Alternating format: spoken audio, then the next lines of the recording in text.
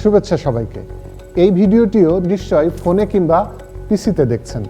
আপনার কাছে প্রশ্ন, একজন সাধারণ মানুষ দিনে কতবার ফোন চেক করে? নির্দিষ্ট সংখ্যাটা বলা না গেলেও উত্তরটা 100 বারের আশেপাশে। এটা কিন্তু আমি বলছি না, আমেরিকান প্রযুক্তি প্রতিষ্ঠান অ্যাসুরিয়ান দিয়েছে এই ডেটা। তারা আরও বলছে প্রতিটি মানুষ 10 মিনিট পর পর ফোন চেক করে। এমন ঘন ঘন মানুষ কেন ফোনের স্ক্রিন দেখেন? এটা কি প্রয়োজন নাকি আসক্তি? আপনাদের কি মনে হয়?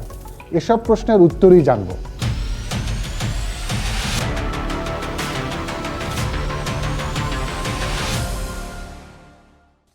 প্রযুক্তি এখন খুব বেশি সহজলভ্য হয়ে পড়েছে। স্মার্টফোন, কম্পিউটার আর ট্যাব সবার ঘরে ঘরে। এমনকি বাসার টিভিটাও স্মার্ট। চাইলেই এক ক্লিকে চলে যাওয়া যায় বিশ্বের যে কোনো প্রান্তে। পার্সোনাল কিংবা অফিসিয়াল সব যোগাযোগই এখন ডিভাইস নির্ভর। 2 যুগ আগের কথা ভাবুন, শুধু কল কিংবা মেসেজ পাঠানোর জন্য আমরা ফোনের ব্যবহার করতাম। অনেকেই বলতে পারেন তখন কল রেট বেশি ছিল, ইন্টারনেট সহজলভ্য ছিল না, আর তাই এর ব্যবহার ছিল সীমিত। সত্যি বলতে বিষয়টা অনেকখানি ঠিক। ইন্টারনেট আসার পর আমাদের ডিভাইস নির্ভরতা অনেক বেশি বেড়েছে।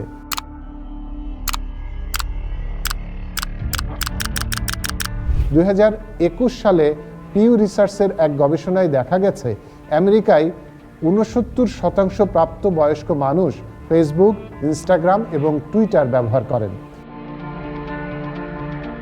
এসব সামাজিক যোগাযোগ মাধ্যম ছাড়াও দৈনন্দিন সব কাজে আমরা ডিভাইস ব্যবহার করছি। আর সেই কারণে হোয়াটসঅ্যাপ, মেসেঞ্জার কিংবা জিমেইলের নোটিফিকেশনের শব্দ শুনলেই অস্থির হয়ে ফোন হাতে নেই। 2 মিনিট দেরি হলেই যেন সব শেষ। ডিজিটাল ডিভাইসের নির্ভরতা কি প্রয়োজন মেটাচ্ছে নাকি আসক্তির দিকে ঠেলে দিচ্ছে? এই প্রশ্নের উত্তরে যাবার আগে চলুন কিছু গবেষণা প্রতিবেদনের তথ্য জেনে আসি।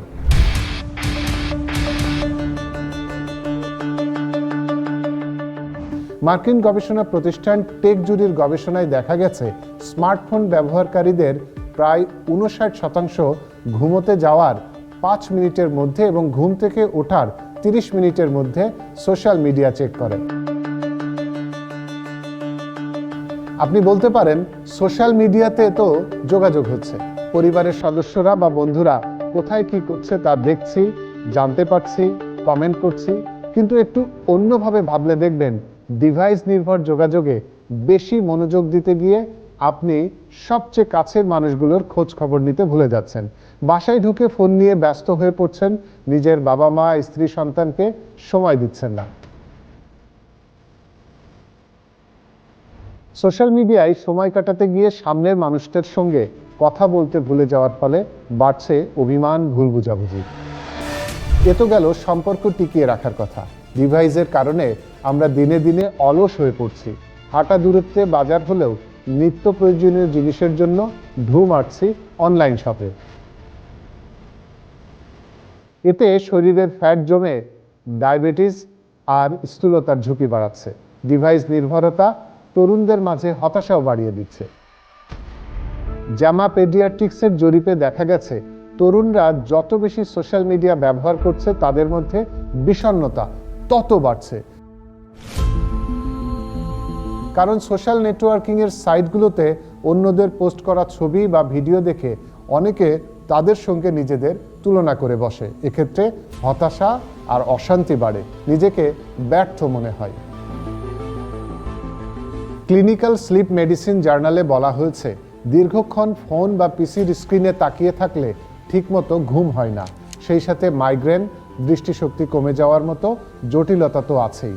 ঘুমের উপর সেলফোন, কম্পিউটারের মতো জনপ্রিয় ডিভাইসের প্রভাব বিষয়ে এক গবেষণায় দেখা যায় স্ক্রিন থেকে যে আলোটা চোখে আসে তা আমাদের শরীরের মেলাটোনিন হরমোনের উপাদান কমিয়ে দেয়। এর ফলে ঘুম আসে না। এবার আসি এই আসক্তি কিভাবে কমাবেন সেই আলোচনায়। ডিভাইসের প্রতি আসক্তি কমানোর বহু উপায় আছে। এর মধ্যে জনপ্রিয় উপায় হিসাবে গবেষকরা ডিজিটাল ডিটক্স প্রযুক্তিকে সবার উপরে রাখেন। এটা এক ধরনের প্র্যাকটিসও বলা যেতে পারে। ডিজিটাল ডিটক্সের মূল কথাই হলো একজন ব্যক্তিকে ইন্টারনেট নির্ভর ডিভাইস থেকে একটা নির্দিষ্ট সময় দূরে রাখা। এর রেজাল্ট নিয়েও হাজার হাজার গবেষণা হয়েছে। সবাই এক বাক্যে স্বীকার করেছেন প্রযুক্তি থেকে দূরে থাকলে স্ট্রেস কমে, ফিরে আসে মানসিক শান্তি। এক্ষেত্রে ডিভাইস থেকে দূরে থাকার একটি টার্গেট সেট করা জরুরি। ধরুন প্রথম দিন 30 মিনিট, ধীরে ধীরে তা বাড়িয়ে 1 দিন করুন। ওই সময়টাই ফোন, ল্যাপটপ রেখে ব্যায়ামে মনোযোগ দিতে পারেন।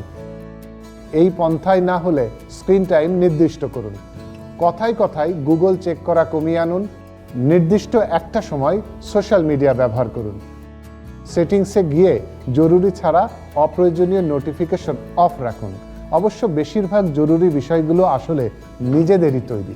নোটিফিকেশন ছাড়া থাকার অভ্যাস করলে দেখা যাবে অনেক জরুরি, কিন্তু সেগুলো আর তেমন জরুরি মনে হচ্ছে না। ডাইনিং রুম, বেডরুমকে ফোন, ল্যাপটপ বা টিভির নো এন্ট্রি জোন করে ফেলুন। শুধু ভার্চুয়াল জগতে না থেকে বাস্তবে থাকাটা একটা মানুষের জন্য বেশি জরুরি। এতে জীবনের ছোট ছোট সুন্দর মুহূর্তগুলো দেখবেন আর মিস হবে না। প্রাণ ফিরে পাবে প্রিয় সম্পর্কগুলো।